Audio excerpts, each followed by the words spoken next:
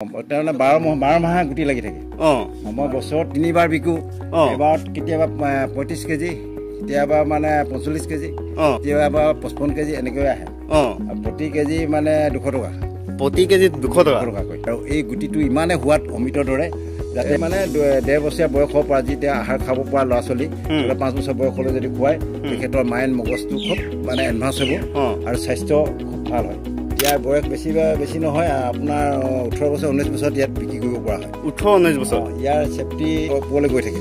4,000, 6,000, 8,000 এনেকৈ ধৰক হ'ব বুলি এবাৰ মই আমাৰ আছাম বৰ্ডাৰ দিয়া গেটত দিছিলোঁ বিক্ৰী কৰিবলৈ। খুব সুন্দৰকৈ বিক্ৰী হ'ল।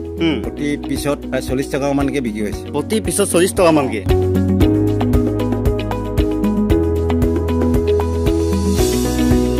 নমস্কাৰ সকলোকে পুনৰবাৰ স্বাগতম জনাইছো আমাৰ ইউটিউব, ফেচবুক, ইনষ্টাগ্ৰাম তিনিটা প্লেটফৰ্মৰে।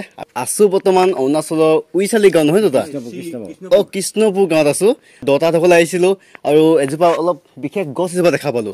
এতিয়া গছজোপা অকণমান জানিম বুলি আছো, তাৰ আগতে আমাৰ দতাহঁতক অকণমান পৰিচয় ল'ম বুজিছো। দাদা, আপোনাৰ নামটো এবাৰ কৈ দিয়ক। নমস্কাৰ, মোৰ নাম শ্ৰী গকুল গগৈ, অৰুণাচল প্ৰদেশ কৃষ্ণপুৰ গাঁৱৰ। কৃষ্ণপুৰ গাঁৱৰ। এতিয়া মোৰ বিশেষ মানে আপোনালোকৰ ইউটিউবৰ পৰাই মই নথৈ সুখী হৈছোঁ। গতিকে তোমালোকক পাই মানে এজোপা গছ মই বিশেষকৈ দেখাম বুলি ভাবিছোঁ। দেখুওৱা গছজোপা মানে গছজোপাৰ নাম হৈছে চিকু। তাৰমানে 12 মাহে গুটি লাগি থাকে। মই বছৰত 3 বাৰ বিকো। এবাৰত কেতিয়াবা 35 কেজি, কেতিয়াবা মানে 45 কেজি, কেতিয়াবা 55 কেজি এনেকৈ আহে। আৰু প্ৰতি কেজি মানে 200 টকা। প্ৰতি কেজি 200 টকাকৈ। তো ঠিক তেনেকৈ মই ভাবিছোঁ এতিয়া ইয়াৰ প্ৰডাকশ্যনটো উলিয়াম বুলি ভাবিছোঁ। গুটি অলপ মই মানে নাৰ্চাৰী কৰিছোঁ, এতিয়ালৈকে পুলি হৈ ওলোৱা নাই। গতিকে অনাগত দিনত যদি পুলি হয়, ৰাইজক মই জনাম যে যোগাযোগ কৰিব, যে মই ইয়াৰ পুলিখিনি ৰাইজৰ মাজলৈ মই উলিয়াই লৈ যাম বুলি ভাবিছোঁ, যাতে এটা ডাঙৰ ধুনীয়া এখন নাৰ্চাৰী হয়।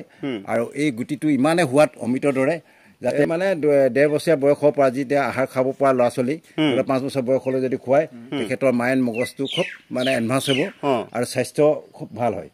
স্বাস্থ্য খুব ভাল হয়। গতিকে সেইটো কাৰণে মানে এই বস্তুটো মোক এজন মানুহে মধ্যপ্ৰদেশৰ পৰা আনি দিছিল। তিনিটাৰ ভিতৰত মানে 2টা মৰিল, এটা কিন্তু মই যেনে তেনে বহুত কষ্ট জীয়াই ৰাখিছোঁ। মধ্যপ্ৰদেশৰ পৰা আনিছে আপুনি? যদি ভৱিষ্যতত মানে অনাগতত মই যদি নাৰ্চাৰী এটা খুলিব পাৰোঁ, ৰাইজৰ মাজলৈ মই এই বস্তুটো উলিয়াই নিম বুলি ভাবিছোঁ। এতিয়া যে গুটিবোৰ লাগিছে, এইবোৰ এতিয়া পকিলে নে নাই পকাব? এই কিছু পকিছে, কিছু নাই পকা। যেনেধৰণে ধৰি লওক বুঢ়া হৈছে বুলি এটা গম পোৱা যায়, এতিয়া ডাঙৰ হৈছে, তেতিয়া ধৰি লওক ছিঙি মেলি ধৰি লওক এটা পেকিং, যেনেকৈ আপেল পেকিং কৰি আহে, ঠিক তেনেকৈ ধৰণে পেকিং কৰি ৰাখিলে খুব ধৰি লওক 3 দিনৰ ভিতৰতে পকি যায়। তেনেকুৱা ধৰণৰ হয়। এনেকুৱা ৰংটো এনেকুৱা হৈ থাকিব? এনেকুৱাই হৈ থাকে, পকিলেও এনেকুৱাই হৈ থাকে। পকিলেও এনেকুৱাই? সেইকাৰণে আমি এতিয়া কেঁচা নে পকা এনেকৈ ডাইৰেক্টলি ক'ব নোৱাৰোঁ। পোৱা নাই। আচ্ছা। আৰু এইফালে চিকু গছৰ লগতে এজোপা চিচু গছো দেখা পাইছোঁ। দুটা এজোপা চিচু গছ অকল এজোপা নে আৰু আছে আপোনাৰ? মোৰ পুৰা বাগান আছে এইবোৰ, তাৰমানে বহুত মানে 150 জোপামান গছ আছে। মানে চিচু গছৰ আপোনাৰ বাগান আছে? বাগান আছে। মানে ইয়াৰ পৰা মই এই বছৰ কিন্তু মই নাৰ্চাৰী নকৰিলোঁ, অহা বছৰ মানে নাৰ্চাৰী কৰিম। ইয়াৰ গুটিৰ পৰা নাৰ্চাৰী কৰিব পাৰি। ইয়াৰ বয়স বেছি নহয়, আপোনাৰ 18 বছৰ 19 বছৰত ইয়াত বিক্ৰী কৰিব পৰা হয়। 18-19 বছৰ? ইয়াৰ চেফটি 4,000 পৰা ওপৰলৈ গৈ থাকে। 4,000, 6,000, 8,000 এনেকৈ ধৰি লওক। বৰ্তমান আমাৰ ইয়াত মানে 4,000 হ'লে মানে ধৰি লওক অসমত 6,000 হ'ব, এনেকুৱা ধৰণৰ বাঢ়ি গৈ থাকে। ইয়াৰ কাঠটো বহুত মূল্যৱান, আৰু ইয়াৰ যিটো কাঠ নহয়, মানে পোকে নাখায়। ইয়াৰ ফাৰ্নিচাৰৰ কাৰণে ভাল, আৰু ঘৰৰ যিটো মানে খিৰিকী দৰ্জা চকুৰ কাৰণে ভাল, আৰু ইয়াৰ আয়ুসটো বহুত বেছি। সেইটো কাৰণে খুব প্ৰয়োজনীয় কাঠ। খুব সুন্দৰ। আপোনাৰ ওচৰত পুলিও আছে নেকি এনেকুৱা চিচু গছৰ? পুলি যোৱা শেষ হৈ থাকিলে এইবাৰ আকৌ পুনৰ নাৰ্চাৰী ৰাখিম। কৰিম বুলি ভাবিছোঁ। মই নাৰ্চাৰী বনাই থাকোঁ। কাৰোবাৰ ৰাইজক যদি দৰকাৰ হয়, মোক বিচাৰিলে মানে মোক আহিলে মানে মই দিব পাৰিম। খুব সুন্দৰ। অকণমান দেখাব চেষ্টা কৰিলোঁ। এজোপা চিকু গছো দেখুৱালে, নহয় জানো? মই চিকু গছ বাৰু আগতে দেখা নাই, চিচু গছ দেখিলেও। কিন্তু এইফালে আৰু এজোপা গছ দেখা পাইছোঁ, কিবা অৰ্জুন টেঙা নে কি? অৰ্জুন টেঙা। এইজন কমলাৰ দৰে বাগান লগাব পাৰি। এতিয়া বস্তুটো খুব সুন্দৰ হৈ মাৰ্কেটিং হ'ব বুলি এবাৰ মই আমাৰ আছাম বৰ্ডাৰ দিয়া গেটত দিছিলোঁ বিক্ৰী কৰিবলৈ। খুব সুন্দৰকৈ বিক্ৰী হ'ল। প্ৰতি পিছত প্ৰায় 40 টকা মানকৈ বিক্ৰী হৈছে। প্ৰতি পিছত 40 টকা মানকৈ? যেতিয়া আমাৰ পচুৱাম যাত্ৰা, পচুৱাম মেলা হয় নহয়, সেইটো সময়ত খুব সুন্দৰকৈ বিক্ৰী হ'ল। মানে মই এবাৰ ট্ৰাই কৰিছিলোঁ, তাৰমানে বস্তুটো বিক্ৰী হয় নাই। গতিকে বৰ সুন্দৰকৈ বিক্ৰী হয়। আৰু কমলাত থাকি ই বেছি শুৱনি গছজোপা দেখিবলৈ, যেতিয়া গুটি লাগে বহুত সুন্দৰ লাগে মানে চাই। অকণমান কেমেৰা পাছত দেখাব অনুৰোধ কৰিছোঁ। টেঙা গছজোপা অকণমান দেখাই দিয়াচোন। খুব সুন্দৰকৈ গুটি লাগিছে এফালে। আৰু কিমান ডাঙৰ হ'ব টেঙাটো?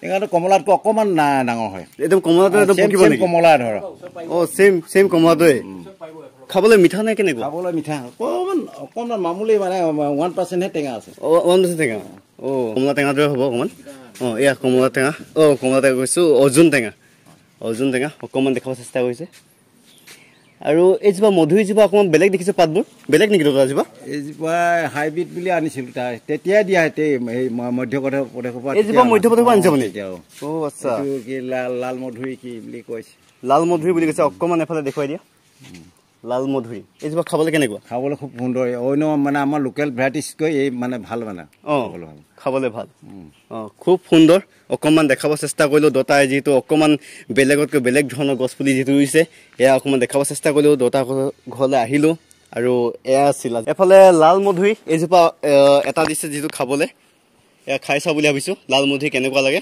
আৰু সেইজোপা এটা খাই চাম বুলি ভাবিছোঁ এফালে কাটি চোৱা হ'ল মানে বস্তুটো এনেকুৱা ধৰণৰ ৰঙা মানে আচলতে গুলপীয়া ৰঙৰ অকণমান ভালকৈ দেখাই দিছোঁ ৰ'ব এনেকুৱা গুলপীয়া ৰঙৰ ওলাইছে খাবলৈ কেনেকুৱা ধৰণৰ সোৱাদটো এবাৰ টেষ্ট কৰি চাওঁ